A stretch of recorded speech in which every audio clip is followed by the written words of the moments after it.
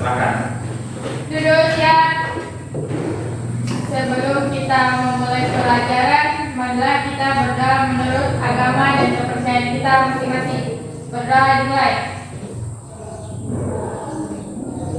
Selesai. Oke, silakan dengan namanya dulu. Saya absen. Nur Rizkyani, Hadir Pak. Abdul Raja, Hadir. Afita Sari. Hadir. Oke, sebelum saya mulai pelajaran, silakan dilihat dulu bukunya. Buku paket, buku sosiologinya, buku catatannya, dan termasuk HP-nya ya, silakan dikasih naik di mejanya. Oke, kemarin kita belajar tentang globalisasi. Ada yang tahu apa itu globalisasi? Selesai. Ya, silakan. Globalisasi adalah suatu fenomena yang terjadi antara manusia, individu, kelompok, maupun antar negara yang membawa perubahan-perubahan besar serta perkembangan-perkembangan terbaru. Sebelumnya, saya mau bertanya, apakah Anda menggunakan atau mengkonsumsi brand luar negeri atau brand asing dalam kehidupan sehari-hari? Iya. Iya. Contohnya apa? Merek luar negeri yang kalian pakai sehari-hari? HP, smartphone, Motor. motor, kendaraan ya? Kalau smartphone-nya dari mana saja? Cina. Cina. Dari apa lagi? Samsung, Korea. Oke, kamu kendaraan? Jepang, Eropa. Honda ya? Nah, Honda, Toyota, Suzuki, oke. Jadi, oke itu ya. Terus pertanyaan kedua, menurut Anda, apakah adanya perusahaan asing di Indonesia memiliki dampak positif atau negatif bagi masyarakat ataupun negara? Dua-duanya ada. Dua-duanya ada, dampak positif maupun Negatif. dampak negatif. Ya. Sekarang dilihat slide selanjutnya, slide ketiga. Apabila materi atau proyek ini dikerjakan dengan baik dan sungguh-sungguh, maka peserta didik diharapkan dapat menjelaskan tentang dua ya. Yang pertama, pengertian neokolonialisme sebagai salah satu permasalahan sosial akibat globalisasi di tingkat global. Yang kedua, kalian dapat menjelaskan tentang akibat yang ditimbulkan dari neokolonialisme sebagai salah satu permasalahan sosial akibat globalisasi di tingkat global. Di situ ada kompetensi dasar. Ada yang bisa baca kompetensi dasarnya? Memahami berbagai masalah sosial yang disebabkan oleh perubahan sosial di tengah-tengah pengaruh globalisasi. Oke, indikatornya ada yang bisa? Menjelaskan pengertian neokolonialisme sebagai salah satu permasalahan sosial akibat globalisasi tingkat global. Menganalisis akibat yang ditimbulkan dari neokolonialisme sebagai salah satu permasalahan sosial akibat globalisasi tingkat global. Oke, jadi itu ya. Jadi dua indikator yang akan kita pelajari hari ini tentang apa itu neokolonialisme dan apa saja dampaknya. Oke, sekarang saya bagi kelompok.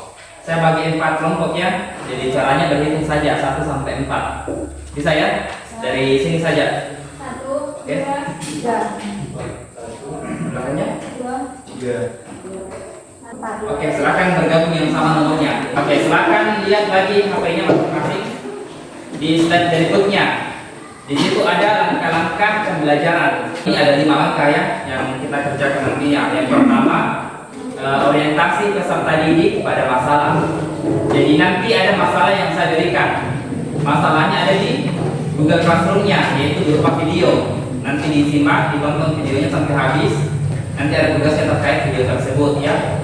Terus yang terakhir, evaluasi dan analisis proses pemecahan masalah. Jadi ada nanti evaluasi berupa kuis ya, kuis online dikerjakan secara individu. Saya sudah kirim di Google Classroom-nya LKPD. Bisa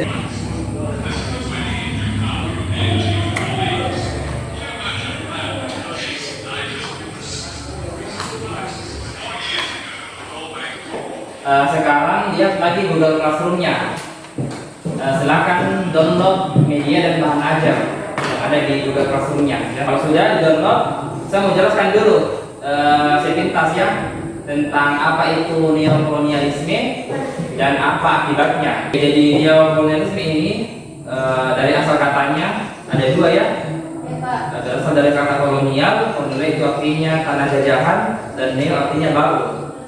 Ya, jadi itu yang saya bilang tadi ya. Jadi ini neokolonialisme ada artinya penjajahan dalam bentuk baru.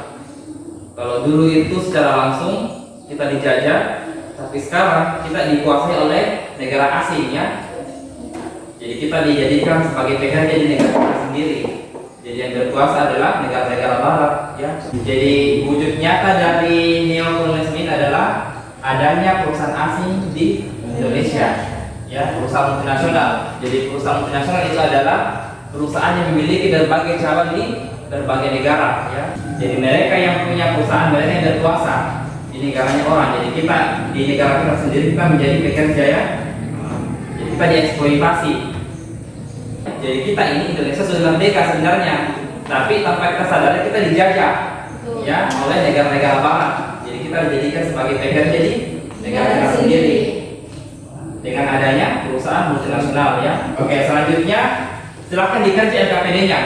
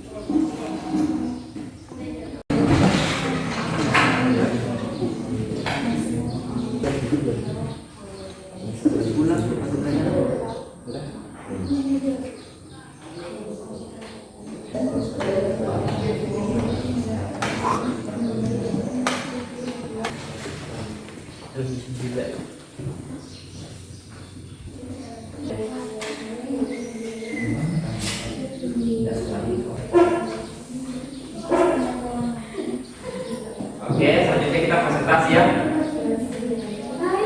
Assalamualaikum warahmatullahi wabarakatuh. Baiklah,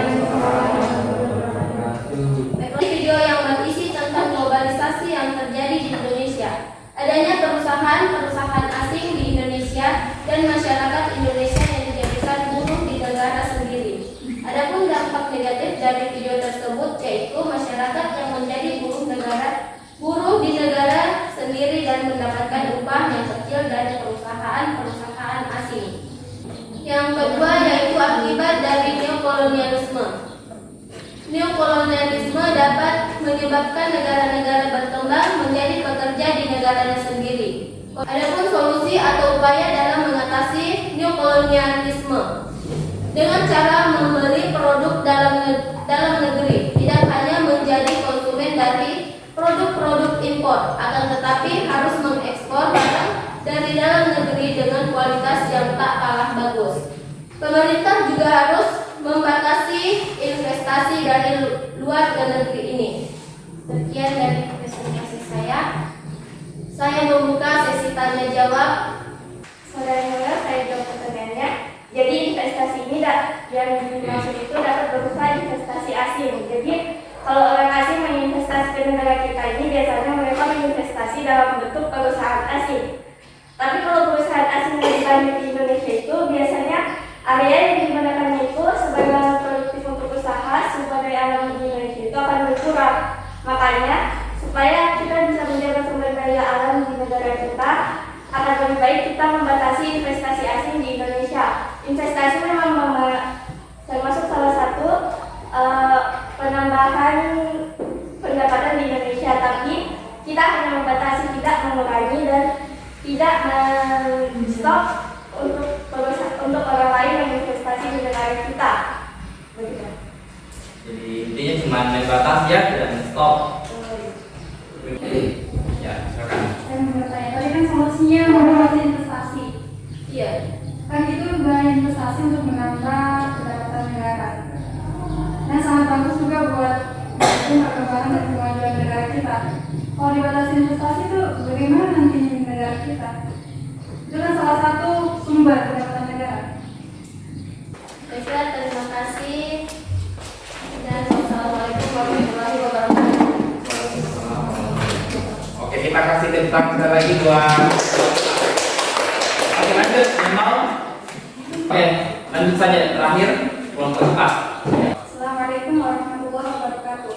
Waalaikumsalam warahmatullahi wabarakatuh. Saya dari kelompok 3 akan membacakan hasil kerja kelompok kami. Dari video yang kami simak, kami melihat bahwa para buruh-buruh di Indonesia yang bekerja pada brand asing tidak mendapatkan perlakuan yang adil. Mereka bekerja rata-rata 24 jam per hari, namun dengan upah yang bisa dikatakan sangat rendah. Sehari mereka mampu memproduksi ribuan produk yang membuat perusahaan tersebut meraih keuntungan yang besar. Sementara para buruh tidak mengalami peningkatan upah yang mempengaruhi kondisi perekonomian mereka. Adapun akibatnya yaitu Indonesia sebagai negara berkembang dengan masyarakat kalangan menengah ke bawah menjadikan mereka bekerja sebagai buruh di industri perusahaan asing dengan upah yang rendah. Dengan upah tersebut, Indonesia hanya meraup keuntungan yang lebih sedikit. Masyarakat Indonesia juga bekerja di bawah tekanan perusahaan asing, sehingga yang seharusnya ketika seseorang bekerja, kesejahteraan hidupnya meningkat. Namun, tidak dengan mereka yang bekerja sebagai buruh di perusahaan asing. Kesejahteraan mereka tidak meningkat, bahkan mengalami penurunan. Adapun solusi atau upaya dalam mengatasi kolonialisme. Pemerintah Indonesia harus lebih tegas dalam memberikan izin usaha untuk negara asing di Indonesia. Pemerintah harus menetapkan aturan yang harus ditaati negara asing atau pihak asing, seperti penentuan gaji untuk buruh. Adapun cara untuk membebaskan diri dari jerat neokolonialisme yaitu dengan berdikari, berdiri dengan kaki sendiri. Sumber daya manusia merupakan alat paling utama yang dimiliki suatu negara. Sumber daya manusia yang memiliki kualitas tinggi akan membebaskan negara dari jerat penindasan dan kemiskinan. Terima kasih. Assalamualaikum warahmatullahi wabarakatuh. Waalaikumsalam warahmatullahi wabarakatuh. Oke, jadi itu ya sudah semua tadi presentasi. Semuanya bagus ya, sudah sesuai dengan video. Apa yang diminta itu sudah sesuai dengan hasil analisisnya. Untuk menguji pemahaman kalian tentang materi kita neokolonialisme, jadi evaluasinya saya sudah kirim di Google Classroom-nya. Silakan diakses Google Classroom-nya. Di situ ada evaluasi 1 neokolonialisme.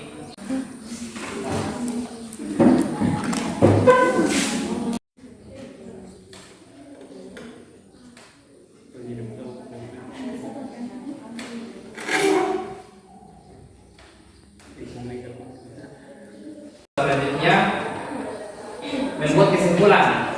Ya, mungkin ada satu orang di antara kalian yang bisa simpulkan. Jadi neokolonialisme adalah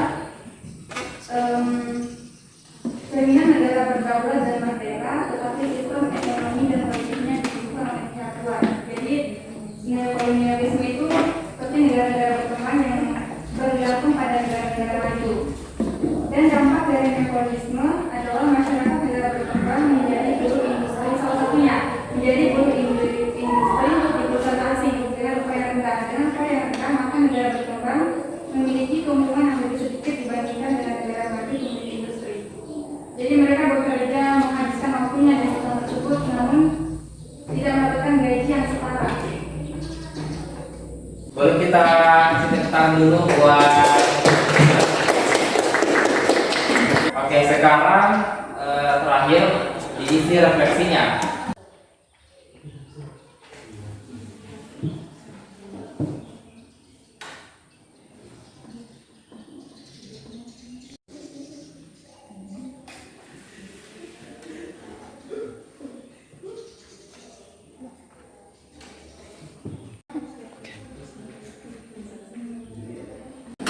Oke, mungkin sampai di situ saja pembelajaran kita hari ini. Untuk pertemuan berikutnya silakan pelajari tentang konsumerisme, ya, perilaku hidup boros. Terima kasih atas perhatiannya. Saya akhiri dengan ucapan Assalamualaikum warahmatullahi wabarakatuh.